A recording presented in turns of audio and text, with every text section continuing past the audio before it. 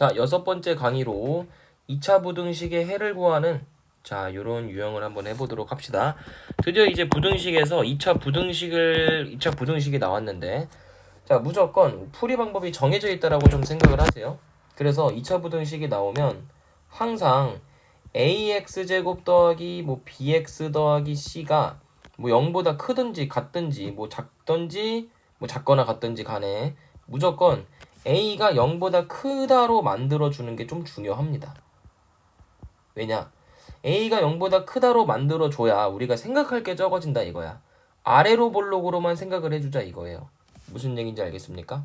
그래서 a가 0보다 크다로 만들어주시고 그 다음에 우리가 일단 d가 0보다 크다. 그리고 d가 0이다. 그리고 d가 0보다 작다. 요 세 가지로 우리가 구분할 수가 있는 거죠. a가 0보다 크다라고 먼저 만들어 주신 다음에 그럼 d가 0보다 크면 어떻게 됩니까? d가 0보다 크면 이렇게 2차 부등식이 아래로 볼록하게 그려지겠죠. 왜? 내가 애초에 뭐를 차단했어? a가 0보다 크다라고 가정을 한 거니까 무조건 아래로 볼록으로 그려져야 돼. 그리고 d가 0보다 크다는 뜻이 뭔데? 얘는 두 실근을 갖는다잖아. 서로 다른 두 실근을 갖는다는 게 정의죠. 자, 이렇게 만들어 주시고 그럼 이 두 실근을 예를 들어서 알파 베타라고 해봅시다. 무슨 얘기인지 알겠어요? 그럼 여기다가 요 점은 알파가 되고 요 점은 베타가 되겠지.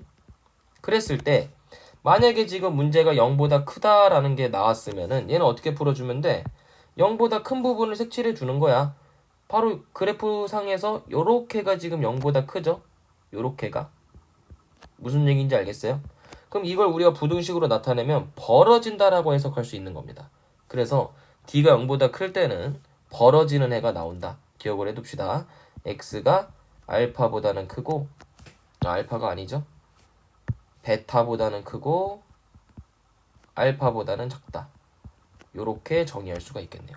그럼 만약에 0보다 작다가 나왔다면 어떻게 할 수 있겠니? 0보다 작다. 만약에. 그러면은 요 아래에 있는 부분이 0보다 작은 부분이 되는 겁니다. 맞죠? 그럼 만약에 0보다 작아야 된다라고 한다면 근이 모아지는 해가 이렇게 나오는 거예요. 무슨 얘기신지 알겠죠? 그래서 이렇게 두 가지로 2차 부등식의 해는 결정이 될 수가 있다. 언제? d가 0보다 큰 경우에. 그러면 d가 0보다 같을 때는 어떻게 되는 거야? 판별식이 0인 거니까 얘는 근이 중근이죠. 중근. 그러니까 근이 하나밖에 안 나오니까 이렇게 알파만 둡시다. 그럼 그래프상으로 어떻게 그려지냐? x축을 그려주고 이렇게 접하도록 그려주게 되면 되는 거죠. 2차 부등식이. 그래프가 이렇게 접하게. 그럼 만약에 0보다 큰 부분을 물어봤어. 0보다 큰 부분을 물어보면은 그래프 자체적으로 0보다 전부 다 큰 거 아니야? 누구를 제외하고? 여기. 접하는 요 점을 제외하고는 전부 다 크죠. 그럼 답으로 뭐라고 써야 되냐면 요 근을 알파라고 했으니까 알파는 제외하고 모든 실수다. 이렇게 표현할 수 있다라는 거죠. 그 다음에 마지막으로 d가 만약에 0보다 작다면 그래프 자체가 어떻게 되는 거야? 만나지 않겠죠? 근이 없는 거잖아요. d가 0보다 작은 거는. 그러니까 얘는 근이 없다기 때문에 어떻게 해라? 그래프를 이렇게 붕 띄워서 그리는 겁니다. 그래서 0보다 크다는 얘기는 어떤 거예요? 지금 문제 물어보는 게 0보다 크다잖아. 그러니까 x축보다 위에 있는 거. 이거 다 들어간다 이거지. 그래서 얘는 실수 전체다라고 답을 쓰는 거예요. 이해되니? 얘들아 이거 절대 암기할 필요가 없습니다. 이거 암기하는 건 정말 바보짓이에요. 암기 절대 하지 마시고 계속 스스로가 증명을 해보는 겁니다. 요런 2차 부등식이 0보다 클 때 등호가 들어간다면 어떻게 될까? 탐구를 해야 되는 영역이에요. 알겠죠? 절대로 암기하지 마세요. 암기하면 무조건 실수합니다. 알겠죠? 자, 그럼 이제 유형으로 돌아가서 808번 문제 한번 봅시다. 기억번. 일단 쌤이 뭐하라 그랬어요? 먼저 x제곱의 개수를 양수로 바꿔줘야죠. 그럼 양변에 마이너스 붙여주세요. 그러면 이렇게 함수가 음수 곱했으니까 부등호 방향 바뀌어야 되고 그럼 얘는 어떻게 돼? d의 값이 16 마이너스 20이죠? 0보다 작네? 그럼 얘는 어떻게 그려진 함수냐면 붕 떠 있는 거야. 그래프 자체가 이렇게. 무슨 얘기인지 알겠어요? 기억번 같은 경우에. 그럼 얘는 함수가 x축보다 위쪽에 있는 거죠. 0보다 큰 거니까. 그럼 x축 위에 요렇게 차지하고 있는 거네. 그럼 모든 실수가 될 수 있죠. 그럼 답은 기억이 들어가는 거고요. 그 다음에 니은을 볼까요? 니은을 보시면 x제곱 마이너스 8x 더하기 16이 0보다 작거나 같다인데 얘는 d의 값이 얼마니? 64 마이너스 16이 64죠. 0이네 d의 값이. 그럼 얘는 그래프가 접하는 그래프야.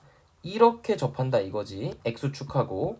그러면 x축에 작거나 같은 부분이 어디냐라고 물어봤으니까 요거 근 하나만 포함이 되는 거예요. 왜냐면 물어보고 있는 범위가 여기를 물어보고 있는 거거든. 그럼 여기에는 그래프가 안 그려지잖아, 그지?